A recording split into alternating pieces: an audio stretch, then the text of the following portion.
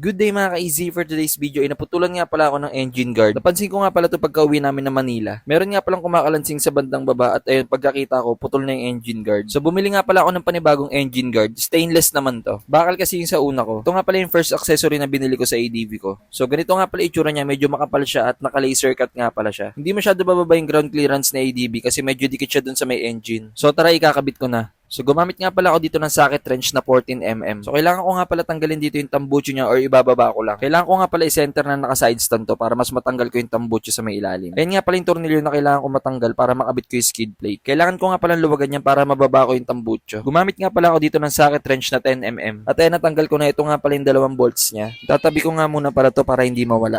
Nag-iwan nga pala ako dito ng isang bolts para hindi malaglag. Mabigat rin kasi itong stock pipe na ADB, baka bumagsak at masira. At meron tong sensor. Ito nga pala yung kabilang side na pagkakabitan ng engine guard. Yung dalawang bolt sa may CVT malapit sa may engine. So gumamit nga pala ako dito ng liabe na size 8. Nakalimutan ko kasi gumamit ng T-wrench dito. Mas madali pala. So ayun, maluwag at matatanggal ko na nga pala yung bolts. Ganito nga pala yung itsura ng bolts niya. Sunod naman natin tanggalin yung dalawang bolt sa may kabilang side. At ayun, natanggal ko na mas maliit siyang compared dun sa may kabilang bolt.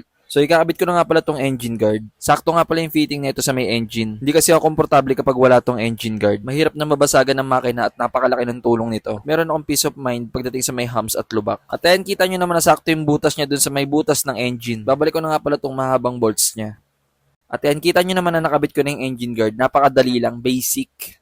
Ganito nga pala itsura niya kapag nakabit na. Hindi siya ganun kababa at medyo dikit siya dun sa may engine. Mas mataas siya ng konti. Unlike dun sa nauna ko, mas malaki yung space. So after ko makabit yan, binalik ko na nga rin pala agad yung tambucho niya. Ganito nga pala itsura ng ground clearance niya. So ayun lang mga ka-easy. Sana nakatulong ako sa inyo. At kung gusto niyo na ganito, nasa comment section yung link. Ride safe, peace!